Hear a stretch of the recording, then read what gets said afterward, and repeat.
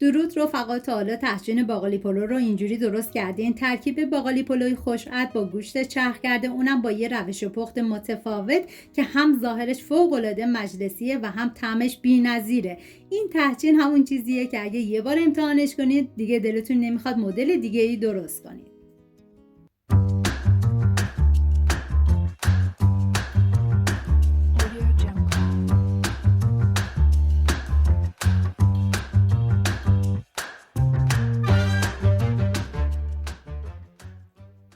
عدد پیاز رو به صورت نگینی ریز خورد میکنم. این غذا برای 5 نفر در نظر گرفته شده. شما به اساس تعداد نفرات مواد رو کم یا زیاد کنید. من اندازه ها رو هم در طول ویدیو میگم، هم داخل دیسکریپشن نوشتم.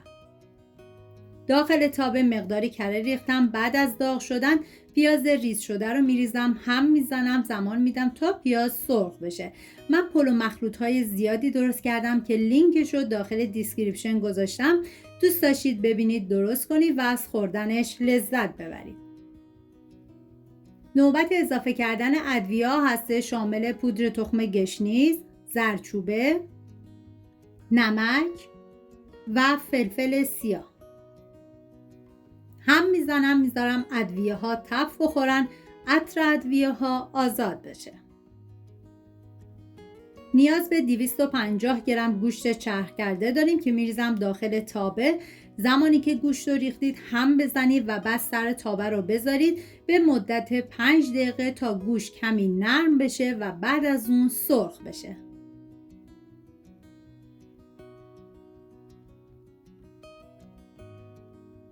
توی این فاصله میریم سراغ شوید. نیاز به شوید تازه داریم که باید خرد شدهش 9 قاشق غذاخوری باشه که 3 قاشق غذاخوری برای یک مرحله نیاز داریم و 6 قاشق غذاخوری برای مرحله بعد.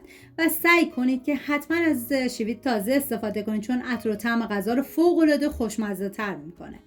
بعد از اینکه گوشت تف خورد، شوید رو بهش اضافه میکنم که توی این مرحله 3 قاشق غذاخوری ریختم، هم میزنم و زمانی که شوید رو اضافه کردید بذارید به مدت 1 دقیقه تف بخوره و بعد دیگه حرارت رو خاموش کنید، بذارید مواد کمی خنک بشه. مقداری پودر سیرم میریزم، هم میزنم و بعد دیگه حرارت رو خاموش میکنم. میریم برای درست کردن مواد زعفرونیمون. 5 قاشق غذاخوری ماست رو میریزم داخل یه ظرف و 2 عدد زرده تخم مرغ، مقداری نمک، 1 قاشق مرباخوری گلاب و مقداری زعفرون که من از زعفرون خشک استفاده کردم. شما اگه زعفرون دم کرده داشتید 3 قاشق غذاخوری استفاده کنید. هم میزنم تا همه مواد با هم دیگه مخلوط بشن. داخل قابلمه مقداری آب ریختم. بعد از به جوش اومدن 4 پیمانه برنج خیس کردم، بهش اضافه کردم. همیشه گفتم برای انواع پلو مخلوط باید حتما برنج رو زنده تر آبکش کنید. بعد از اینکه برنج کمی پخت، من 1 کفگیر و نصفی از برنج رو برمیدارم که با مواد زعفرونی مخلوط کنم. حالا توی این مرحله 350 گرم باقالی تازه رو میریزم و 6 قاشق غذاخوری شوید تازه، هم میزنم و بعد از 1 دقیقه آبکش میکنم.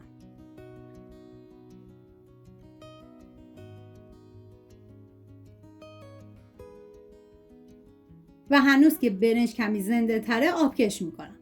حالا اون مقدار برنج سفید رو با مواد زعفرونی مخلوط کردم. داخل قابلمه مقداری کره ریختم. حالا برنج زعفرونی رو میریزم و سطحش رو صاف و فشرده میکنم. مقداری گوشت چرخ کرده سرخ شده رو میریزم و سعی کنید که گوشت به کناره ها ریخته نشه. لایه بعدی از مواد برنج باقالی رو میریزم و دوباره سطحش رو صاف و فشرده میکنم و دوباره گوشت چرخ کرده و لایه آخرم برنج میریزم و بعد میذارم به مدت 1 ساعت و 15 دقیقه برنج دم بکشه.